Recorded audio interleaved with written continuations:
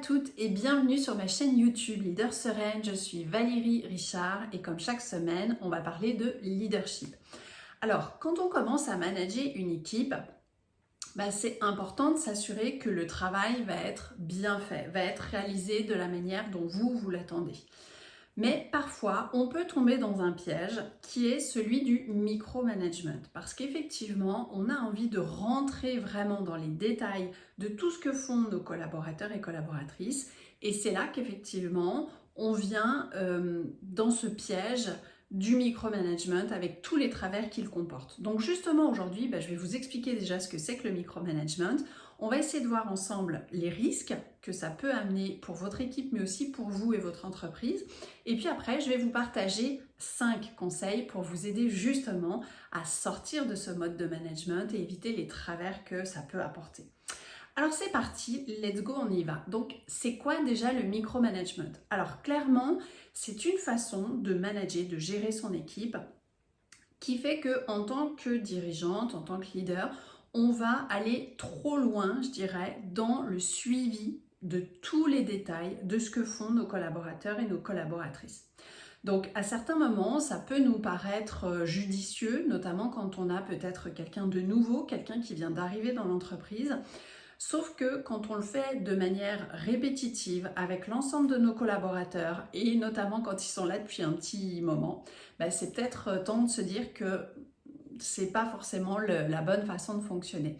Parce qu'effectivement, à force de vouloir tout contrôler, à force de rentrer comme ça dans tous ces détails, de donner des directives hyper spécifiques, de surveiller de très près finalement le travail et les résultats de nos collaborateurs, on va le voir, ça apporte pas mal de risques.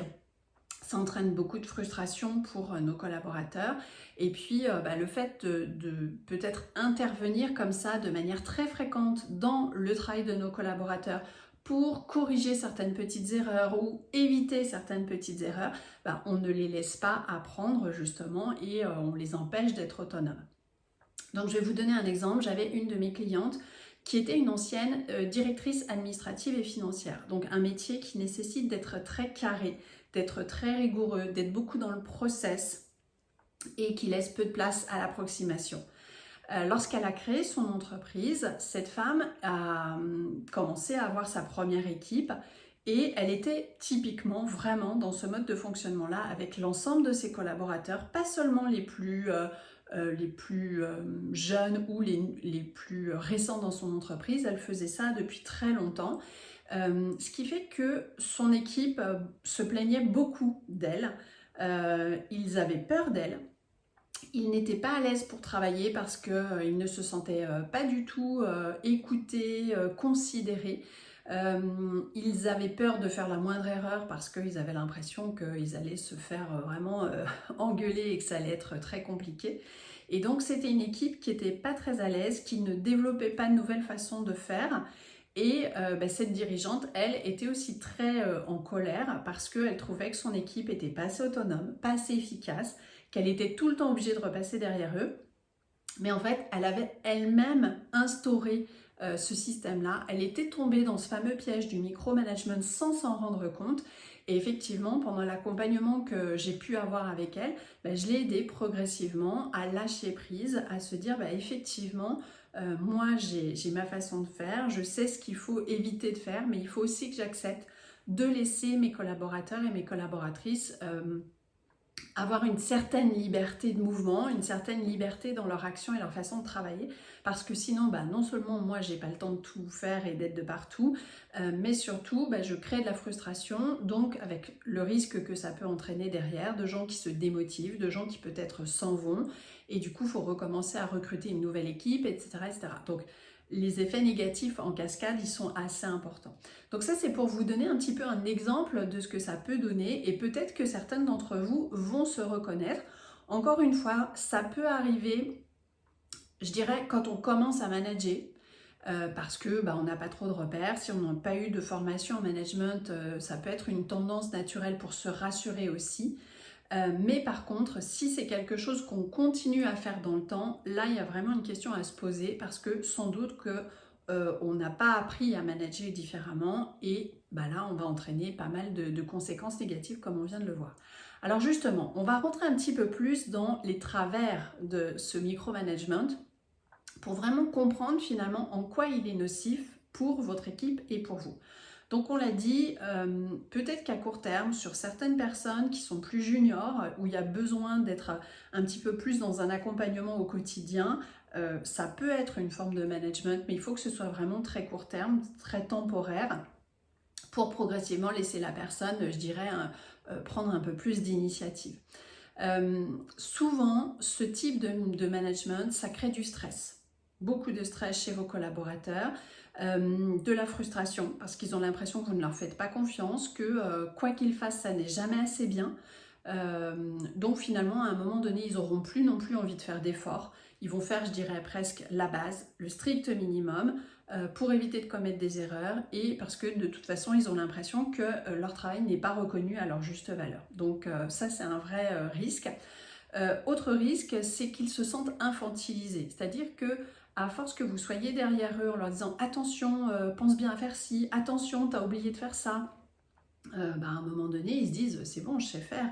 Donc si vous êtes sans arrêt en train de leur donner ce genre de consignes ou de leur faire ce genre de remarques, ils vont avoir l'impression d'être pris pour des enfants, pour des bébés, et donc encore une fois, ça va générer beaucoup d'agacement, de stress et de frustration. Et puis, ça empêche quelque part ces personnes-là de s'exprimer vraiment, de pouvoir peut-être être innovants, de proposer des idées, d'être créatifs, parce qu'ils se disent, il ne faut surtout pas que je sorte du cadre. Encore une fois, on va me taper sur les doigts parce que je n'aurais pas fait ce qu'on m'a demandé.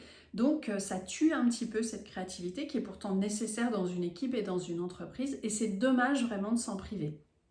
Et puis, le fait que votre équipe puisse vous proposer de nouvelles idées, ça peut aussi être bénéfique pour vous, pour, encore une fois, développer votre structure, pour vous-même vous libérer du temps. Donc, c'est dommage de s'en priver finalement. Et puis, dernière chose, ça réduit vraiment la confiance que votre équipe a en vous, parce que finalement, ils ont l'impression d'être sous surveillance permanente, ils ont l'impression que vous êtes l'œil de Moscou et ça crée une ambiance qui est pesante, qui est lourde, qui va faire que les gens, encore une fois, se démotivent et peut-être vont partir, ce qui va créer du turnover et donc ça, on le sait, c'est compliqué. C'est aussi une source de dépenses entre guillemets parce qu'il faut régulièrement recruter, former les gens, c'est du temps passé à ça et donc c'est pas ce qu'on veut pour notre entreprise parce qu'on sait qu'on fait perdre à ce moment-là de l'efficacité et de la productivité. Donc voilà, globalement, les travers que ça peut apporter, le fait que l'équipe se sente comme ça privée de son autonomie, privée, un peu dépossédée de son propre travail, ça c'est un vrai travers. Alors maintenant, on va essayer de voir justement comment éviter de tomber ou de rester dans le micromanagement si vous constatez que vous êtes peut-être dans cette façon de faire. Et le but, c'est déjà d'en prendre conscience, de prendre du recul et de se dire comment je pourrais faire autrement.